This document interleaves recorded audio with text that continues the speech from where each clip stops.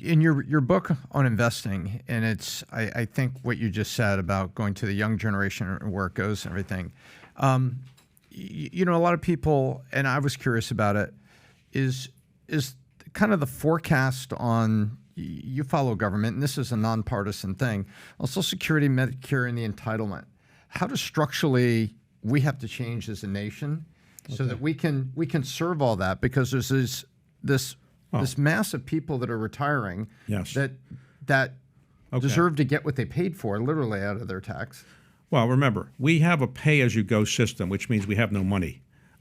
So when you pay your Social Security every week, that's going to pay somebody else's grandmother or something, because there's no real money. There's no lockbox. There's no trust fund. When Social Security was set up in 1933, the average life expectancy in the United States was 65. When could you collect your Social Security? At 65. So that not that many people were living the Catholic. Now it's like 82, 83. So people are living for a long time and they're collecting their Social Security. We don't have enough money to be able to keep paying it right now. The budget, the entitlement part of the budget is, with defense spending, entitlements, and interest, it's roughly 80% of the budget, 85% of the budget. So only about 15% is left for everything else. So at some point, you're going to have to do one of three things. You either cut the benefits, you increase taxes, or you basically have to increase the amount of money that you're going to borrow. You're going to borrow more money. Or you further extend when they can get the Social Security benefits. Yeah, you can do that too. But you're going to have to borrow more money. We have $31 trillion of debt now. $31 trillion. That's not all the commitments, though. That's just the debt that we have. That's the debt. Yeah. That's the debt, and that's the money we've already borrowed. The future commitments are staggering, but we have a higher percentage of debt to GDP than any country in the world, practically, except maybe Italy, which is not a great role model. No, it's not. So right now, the only way you're going to solve this problem is you've got to cut benefits. You can extend the age, which is a way of cutting benefits. You have to increase taxes, or you just keep borrowing more money. There's no other way around it. Do you have a follow-up on that? Because for me, you know what I look at sometimes? I'm like, okay, the American economy is this, it's strong, we're this, we're that. I mean, how the hell do we eventually write off the debt? Like, what happens when we can't? The interest rates are going up right now, and what if we can make the payments because to Japan or China, one of them we owe 1.1 trillion, which I think is Japan. China, I think we owe 1 trillion.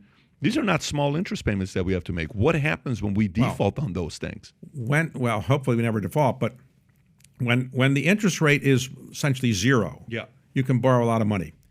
And so the federal government was paying maybe 3% of the budget for interest. Now the interest rates are going up. We're paying 6 and 7% of the budget for interest because interest rates are going up. $31 trillion. That's a lot of money. And we only had 15% to play with of the remaining budget. That's about it. How long is that sustainable, though? There's only one way out of it. You inflate your way out of the economy, out of it. That's the only way out. Because we're not going to default. That's unrealistic. Yeah. We're not going to increase taxes. That's very hard to do. We can do it occasionally. It's not easy to cut spending. Where are you going to cut it? So you're not going to go to the IMF for a bailout. So in the end, you're going to inflate your way out of it. That's the only way out of it. You're not going to default. Yeah, I have a follow-up question for the common Joe out there. It's watching this podcast. The Fidelity came out with a report that said the average savings of baby boomers today is $138,000 for retirement. Gen X, 98,000, millennials, 63,000, Gen Z, 37,000. In your opinion, is the typical person attempting to save for retirement, are they getting crushed right now for the future, or do they have to do something like you have, which is entrepreneurial? We have a very low savings rate in this country compared to other countries. Very low savings rate. We're a consumer economy. We encourage people to buy things. Tell people don't save that much. If you want to reduce our trade deficit, tell people to save more, but we don't do that. It's just because it's thought to be difficult to get people to save more. That's a real problem. And a lot of people in this country are living paycheck to paycheck. A very high percentage are increasingly living paycheck to paycheck. There are a lot of problems in the lower part of the economic strata, for sure, and it's not changing overnight. What's your solution? What's your suggestion for that demographic? That's the demographic we all come from here at this table.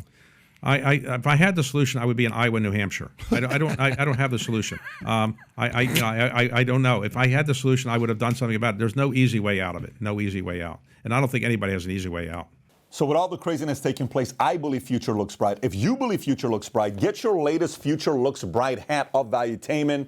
It says Future Looks Bright here, Future Looks Bright here. We got them in white, we got them in black, we got them in red. Our black on black sold out. These are about to sell out. If you haven't ordered one yet, we had a person in Michigan Bought one, then he bought three. Then when those three people weren't in the office, they had to order 58 of them because people wanted the Future Looks Bright hat, especially during times like this, because ain't nobody saying Future Looks Bright. To order your Future Looks Bright hat, click over here. And to watch the entire podcast, click here. Take care, everybody.